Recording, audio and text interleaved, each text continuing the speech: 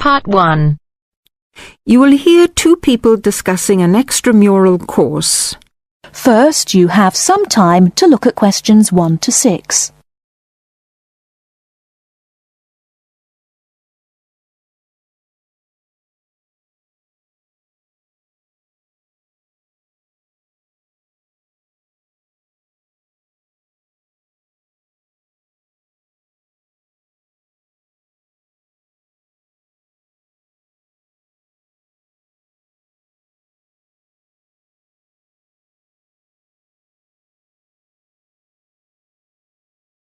Now, here is the conversation. Now listen carefully and answer questions 1 to 6. Hi, Jenny. What are you doing down here? Oh, hello, Steve. Well, I'm trying to fill in this form, but I'm having a bit of a struggle as I sprained my wrist playing tennis yesterday. Don't worry, I'll do it for you. Let's have your pen. Right, fire away. Let's see. I want to do the drama and theatre studies. I'd like to get the certificate. The course number is 60201. No, sorry, 202. It seems to be on Thursday at 7:30. Yes, well, we don't have to put all that down. Now, I suppose we can call you Miss? Don't be funny, and spell my name right. Well, if you'll have a name like Jenny McPherson, let's see, it's M-A-C. No, big M, small c, no A. Right, M-C-P-H-E-R-S-O-N. Yes, okay, and don't forget it's a capital P, McPherson. Now, what's your address? Well, I've just moved, so it's 6 Westway Avenue, Longford. Hang on, don't go so fast. 6 Westway Avenue where? Longford. What's next? Your phone number, daytime and evening. Well, I've only got one, as we can't have calls at school in the daytime, so put down the evening one. 605-4829. 4829, okay. And you're a teacher. How old are you? 29? Wish I were. No, 32. Before you hear the rest of the conversation, you have some time to look at questions 7 to 10.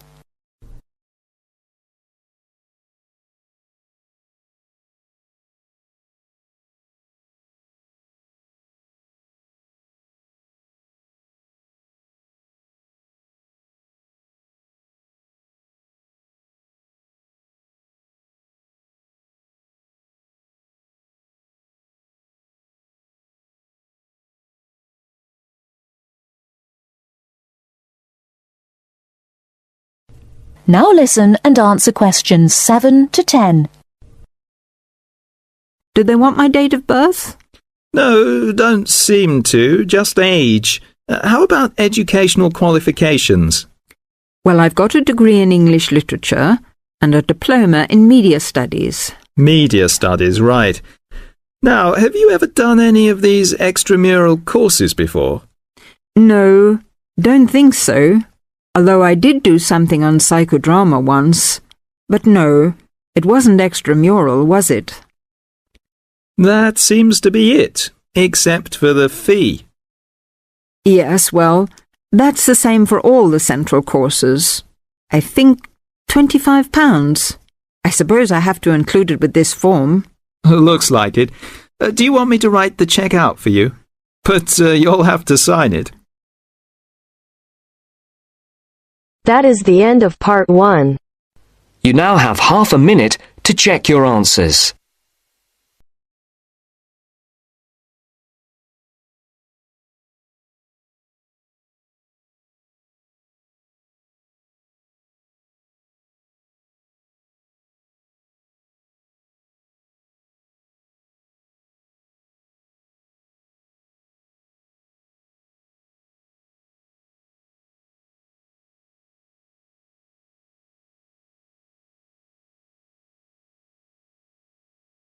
Now turns to Part 2.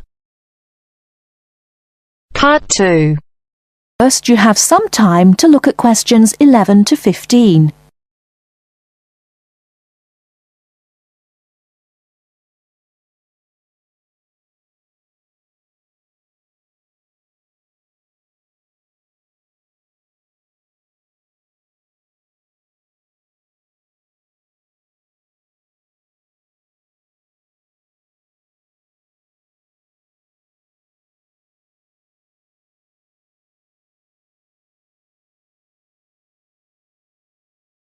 Now, listen carefully and answer questions 11 to 15.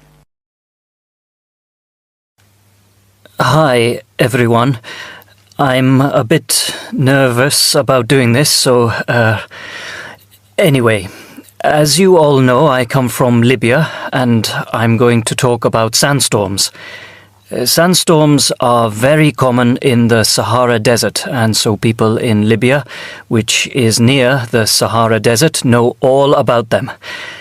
Now, we say sandstorm, but it's not really a storm. There's no rain or thunder and lightning. There are sandstorms when a strong wind picks up sand and carries it. As the wind blows, the sand in the wind causes more sand to move around, and that is also picked up. A very strong wind can pick up a huge amount of sand. Look at my first image on the board here. As you can see, a severe sandstorm looks like a huge wall or wave of sand. Can you imagine that coming towards you? Now, I will tell you what you should do if you know a sandstorm is coming, or even if you get caught in a sandstorm. Extract 2. So, have you decided where you're going on holiday yet? You were talking about Spain. No, we've changed our minds. We're going to Egypt for 2 weeks. Wow, really? When are you going? The second week in August. Egypt in August? You're brave. It'll be absolutely boiling then, won't it? Yeah, that's what I want. We'll go and see the sights early in the morning when it's still quite cool, and then lie around by the swimming pool in the midday heat. I went to Morocco in the summer a few years ago. I couldn't sleep until about 2 in the morning. I always said that if I went anywhere like that again, I'd go in the spring or autumn. Well, I can't wait. You just see my tan when I get back. Before you hear the rest of the talk, you have some time to look at questions 16 to 20.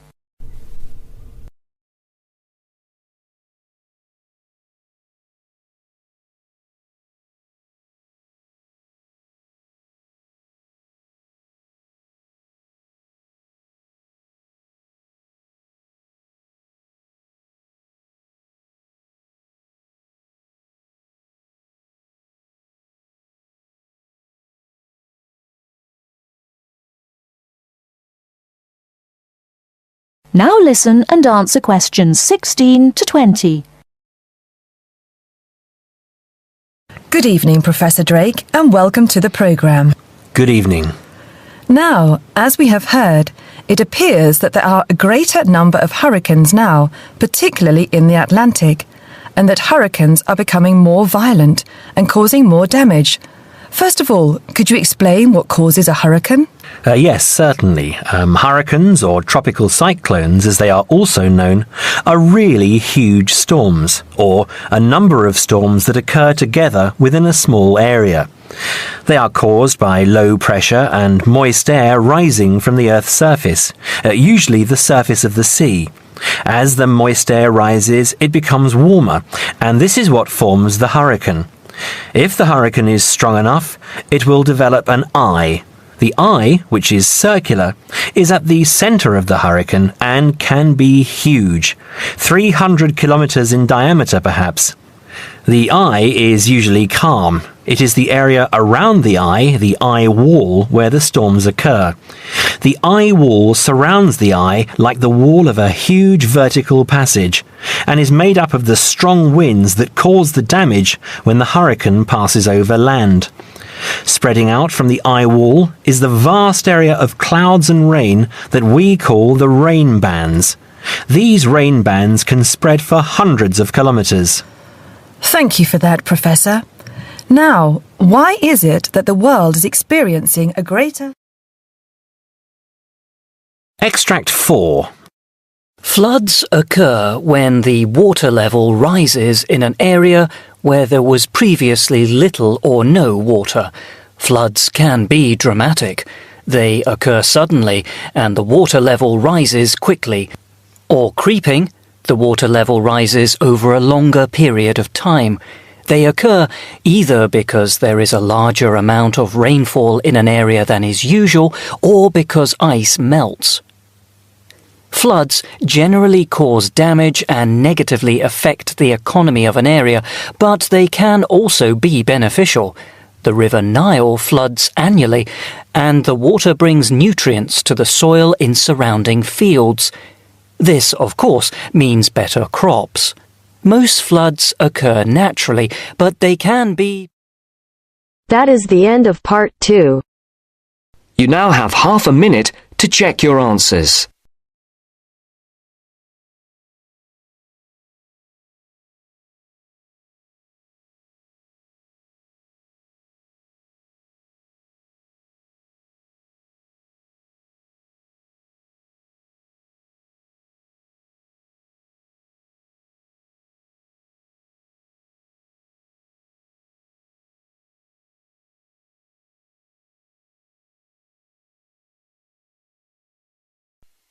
Now turns to part 3. Part 3. Listen to somebody giving a talk about how setting goals can help you achieve more. First, you have some time to look at questions 21 to 24.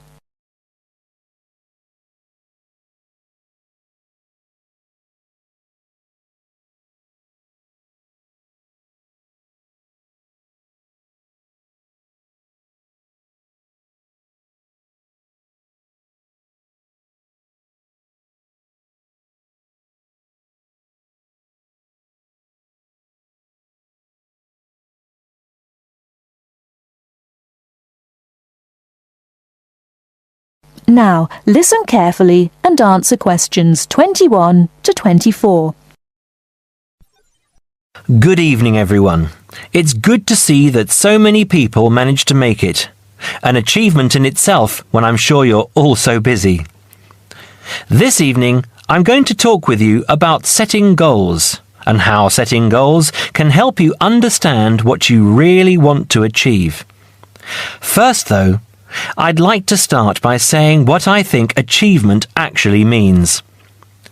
I think some people think it's simply about being successful in a job or making money, but it certainly doesn't have to mean that. Achievement is simply accomplishing goals that you set for yourself, doing what you plan to do, and people might plan to do all sorts of different things. Achievement is about realizing your dreams. I would also like to say that to achieve, you must have belief. Belief that you can do whatever it is you want to do. There is more to achievement than simply wanting to do something. Anyone can say that they want something, but actually getting it is not so easy. To get it, you must believe that it is yours. Not having belief is the main reason that so many people do not achieve. If you really want something, you must talk and act like you already have it. Then you have belief, and then you will achieve. So, goal setting. Goal setting is about imagining the future and then turning the dream into a reality. Setting goals helps you to be clear about what you really want and helps you concentrate on getting what you want. Setting goals will help you see what is stopping you from knowing what's important. And because achieving goals makes you feel good, you will be more confident and succeed more easily. Goal setting is something that all achievers do, whether they are high flyers in business or successful athletes. It is important that you set both long-term and short-term goals. First, you need to have an idea of what you want from life. I call this the big picture. Then you break this down into a number of smaller goals that you need to achieve in order to achieve the overall goal. As I say, the first step is to see the big picture. Think about what you want in the next 15 or 20 years. Doing this will influence all the smaller goals that you set yourself. Before you hear the rest of the talk, you have some time to look at questions 25 to 30.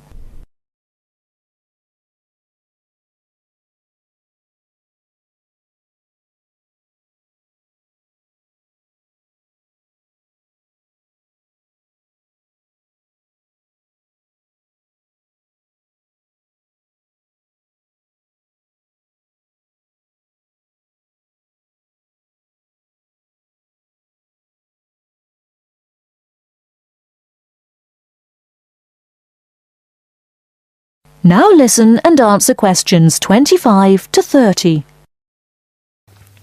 You need to think carefully about different areas of your life and how they influence each other. You should identify the important areas of your life and try to set goals in each of those areas. Here are the areas that most people want to focus on, but remember that everyone is different. First, think about your career. How important is your career to you? Do you want to be a manager or run your own business? Or are you happy working for other people? Connected to this is the financial side of your life. What sort of income do you want to have? Is wealth important to you? You need to think about long-term relationships. At what age do you hope to be married? Do you want to have children? How much time do you want to spend with the people you love? You need to think about your health and how that could change what you can achieve. How will you stay healthy as you get older? Do you do anything that is not good for your health? And how will you try to do those things less or stop doing them completely? Finally, you need to think about your free time, your hobbies and interests.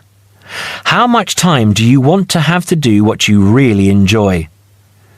It is difficult to achieve goals in one area if you feel that you don't have the time to do the things that really make you happy.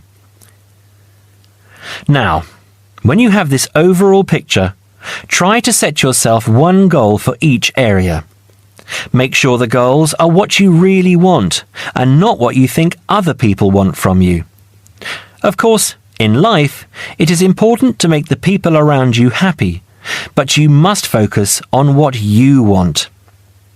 Now, I will go on to talk about how to break your lifetime plan down into short-term goals. But first, does anyone have any questions about what I've said so far? That is the end of part 3. You now have half a minute to check your answers.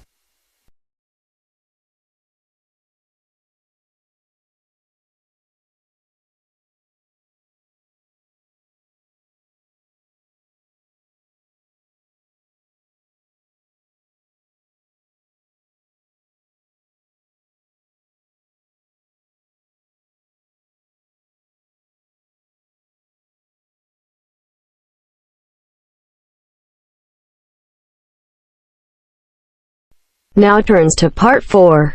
Part 4. You are going to hear a talk on the writer Charles Dickens, given by a university lecturer to a group of students. First, look at questions 31 to 35.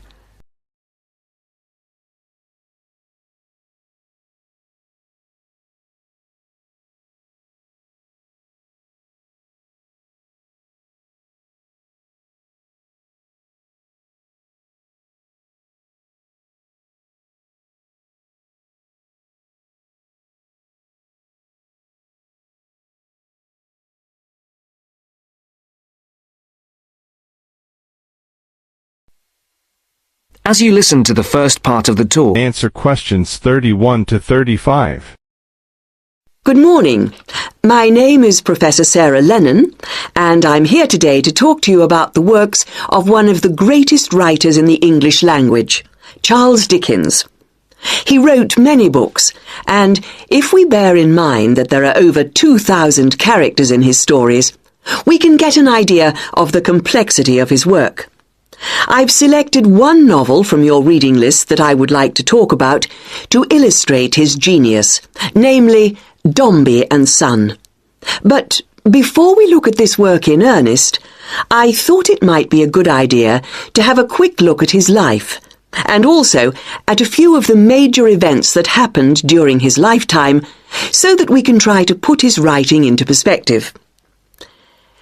Dickens was born on the 7th of February 1812, at the time when his father was working in Portsmouth Dockyard. His father was transferred to London in 1814. To help give us a picture of the time Dickens was born into, it's worth noting that in 1814, when Dickens was 2, the first efficient steam locomotive was constructed in Newcastle upon Tyne. Then in 1817, the year that Queen Victoria was born and Waterloo Bridge in London was opened, the Dickens family moved away from London. And to give Dickens' life a literary perspective, in the following year, works by other famous English writers were published: Jane Austen's Northanger Abbey and Persuasion, Mary Shelley's Frankenstein, and Scott's The Heart of Midlothian. When Dickens was almost 10, his family circumstances changed, and in 1822 the family moved back to London. In 1824, John Dickens was arrested for debt and imprisoned in the Marshalsea, near London Bridge, in London. This event had a profound effect on Dickens' writing. From 1827, Charles Dickens had various jobs as solicitor's clerk, freelance reporter, and newspaper reporter. Before the speaker continues the talk, look at questions 36 to 40.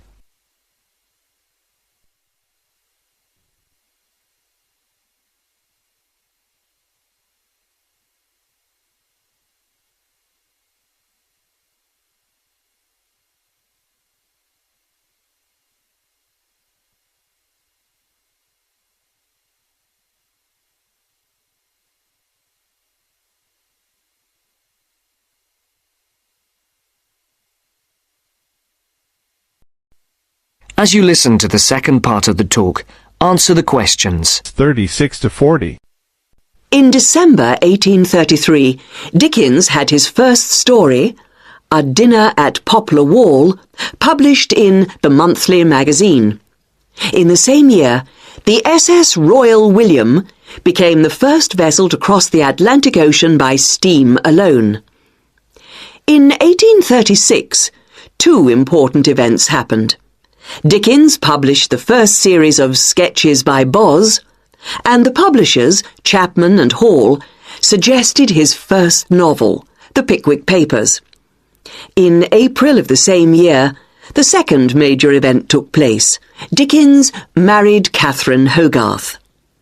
And in 1837, the year that Queen Victoria became Queen of England, and Samuel B. Morse developed telegraph, the novel Oliver Twist began publication in Bentley's Miscellany in 24 monthly instalments.